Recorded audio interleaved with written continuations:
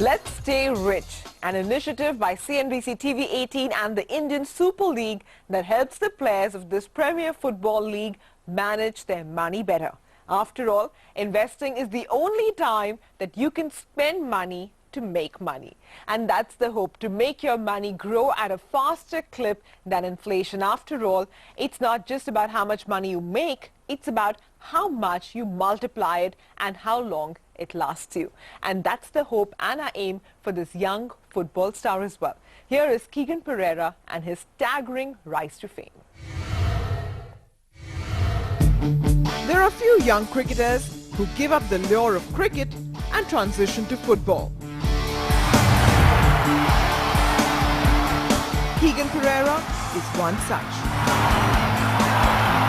Starting at Mahindra United under-19, playing in a variety of I-League clubs, to finally finding a place in the star-studded Mumbai City FC. Pereira has come a long way. He's had a good last 2 years at Bengaluru FC. He's been a league winner, he's been a Federation Cup winner, and now he's really got to, push his career in the right direction. He's put a good foundation down, a good platform, and it's down to him now. He can take it as far as he wants. He's had good training, he's had good education, and he just needs to push himself on now. Praise for his consistency, tireless attacking and formidable skills as a left back, Keegan looks set to rock the field this season. Chosen as Mumbai City FC's 5th pick in the ISL domestic player draft, Keegan pocketed a cool 32 lakhs and has proven to be worth every penny so far. From a relatively lesser-known entity in the I-League team Salgaonkar to a permanent place in Mumbai's ISL squad, Keegan's staggering rise can only be an inspiration to other local sportsmen. Their drive and ambition can carry you on their wings to glory. And let's welcome Keegan Pereira himself. So Keegan, thanks very much for taking the time out of your busy schedule to actually be part of this initiative, and I hope that this is going to be of some help to you at least. Welcome. All right, and also with us joining in to analyze Keegan's current investment patterns and point them in the right direction, we have a team of experts: Prashant Joshi, MD and Head of Retail Banking at Deutsche Bank, and Feroze Azeez, Head of Wealth Management at Anand Rathi, now join in. So they're the captains of Team Money, and we have a player here with us. But before we get to analyzing his portfolio, Keegan, I want to ask you, why football? When did you decide that you wanted to be a footballer and a professional footballer? Actually, it started at a very late age. When I was 16, I moved to this colony where there's only football. Okay. So, and I wanted to be a cricketer actually in the start, but it didn't work out in that colony because nobody used to play. So then slowly I picked up from there, and then I joined the under-19 team in Mahindra, and from there they showed me that it could be a career thing also, and I took it forward, and here I am today. Okay, so that's a good thought actually, and we can perhaps replicate it also in a financial plan, which is, even if you have a late start, it's never too late to actually get onto the right track. So that is good. But tell us, have you ever thought about what money means to you, what it can do for you, or is it just a means to an end for you? Money is an important factor in everybody's life right now. So I say it's like an important role to my life too. And yeah, actually it's a means to an end too. At the end of the day, I don't have any savings at the moment.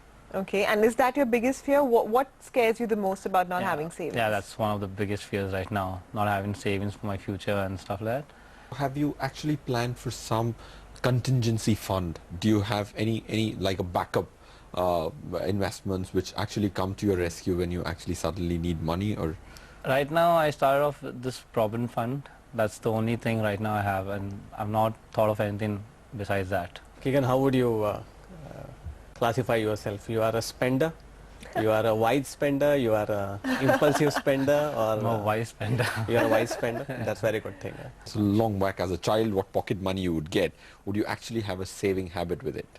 No, never. No, very good. You do know that the pocket money is now exponentially multiplied, Yeah, I know. and therefore it needs to be taken care He of. needs much larger pockets now. Right? Yeah, that's true, and needs also Yeah. grow. So after your footballing career, which I suppose would be till the age of 35 or so, Yeah. what do you want to do after that?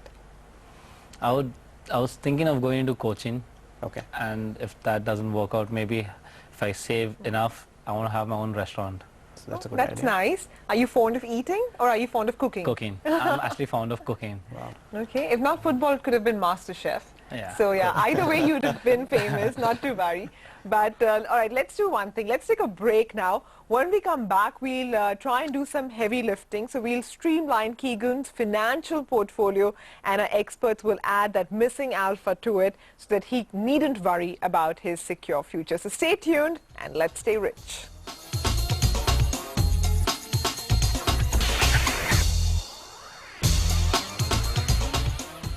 You're with Let's Stay Rich. The dream is to enjoy a sustained standard of living through one's life when the income is coming in and once it begins tapering off, and of course, once it ends. And that's exactly how we intend to structure Keegan's portfolio as well.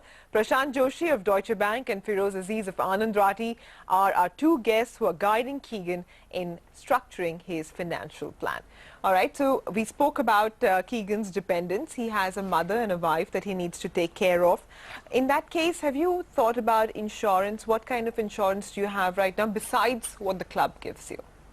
Actually, I have none right now, but from this year, I'm going to start off doing something like a life insurance for my mom, for me, for my wife. Okay, and your mother is not earning at the moment, No, right? she's a housewife. Okay, so I think our experts will guide you better, but I would assume that life insurance is only for earning members. So if you have to buy insurance for your dependents, you might look at health insurance. Am I correct? Correct. Yeah, that's right. In fact, I think for his dependents, he needs to look at health insurance. And given the fact that his skills result in so much of earnings and in Right. support for the entire family, for himself he needs to look at life insurance, a normal term life insurance. So for life and health and accident, how much cover should I have? So if we think about the fact that 10-20 years later, to meet day-to-day expenses, how much do you need? And if you think on those lines, I think a real solid term plan of anywhere between 3 to 5 crores will be very, very good for you. And frankly, the insurance premiums for these are fairly reasonable, very, very reasonable in fact. So what about the health insurance? Should someone like him just go for a family floater because he anyways has insurance from his club? The hope is that his contract keeps getting renewed every year, and therefore that might be ongoing. Or should he go for individual plans for all the 3 family members? Generally, to my mind, because the medical expenses are shooting up so much, you should at least have a 5 lakh cover for a 3-member family. And in fact, on the personal accident front, you can actually add that to your normal term insurance as one of the additional benefits, so to say. So now that we've got that out of the way, let's talk about your goals, so to speak. You're used to defending on the field, but off the field you actually need to be in, front foot forward. So tell us what your goals are in the short term. What is it that you hope to accomplish? And in the medium term as well as in the long term? Short-term goal, I would say, is to save up for my marriage. That's in Jan. Okay. And my medium term will be like, something if I can save up something for a down payment for a house or something. Okay. To do as much as I can. And for long term will be for my retirement, and maybe for if I have children, for my children's future needs. Okay, so first you have a wedding coming up in January. How much money do you think you might need for that? Maybe around 4 to 5 lakhs. Okay. The house that you're looking to buy, how much might that cost? Depending on where I'm looking for it, which location. A in ballpark Bombay. figure. Maybe 30, 40 lakhs. Okay. And you said your kids and their If I future. do, Yes. Okay. So you want to plan a good education for them. Yeah. And the other thing is, you spoke to me a little bit about your plans to travel. I think I would do that like on a annual basis, because it's like a month of off season we get, so we need to relax ourselves and go take a break. So maybe every year and a month I'll try to pick a country and try to travel there. Okay, so that's another annual expense that needs to be accounted for. And the other thing is, tell us about your aspirations. Are you looking at buying a car, a bike? Are you looking to spend anywhere? You said earlier that you're a wise spender, right? So tell us, where do you hope to spend your money? Just recently I bought a car, so I have a loan right now which I'm going to be paying for. So once this gets over, maybe I'm more into bikes actually. So I always dreamt of having a sports bike. So I want to spend on that, something like a sports bike. Okay, so how do you assess his goals? Are they in line, you think? I think the goals are reasonable. The fact is that you've started earning and earning sizable enough to actually save enough money to meet most of your goals. One goal, which is the short-term goal, which is your wedding, is just around the corner, about 6 months you said. So you can't actually do too much of investments for it. You just need to park monies aside to be able to meet the goal, because 6 months is not a time frame where you can actually invest your money. Post which, like you said, I have to buy a house for myself, a car, my travel. See, the travel bit is a recurring one, but the car is not a recurring one, and buying a house is a one-time activity. So what you should do is bifurcate your goals as good to have and need to have. So first comes your wedding, for which you just need to set aside money. You can't invest that money because you just have 6 months. For the second thing, which is your home, which is a very, very important objective. That's your second most important one. And then you get to children's education, children's marriage and stuff. So these are the more important ones. And what I would also clearly recommend is that sooner than later, you must very, very quickly buy the house. And why I say that, because if you think that 10 years is the playing span that you are left with, then ideally, all your home loan installments should get over by the time, your regular earnings through your playing assignment comes to an end, which is, let's say, a period of 10 years or so. And take a home loan for that, right? It's a good tax savings tool as well. But more importantly, the sooner you start your installments for housing, they should coincide with your earning period, rather than when you are generating returns out of your investments.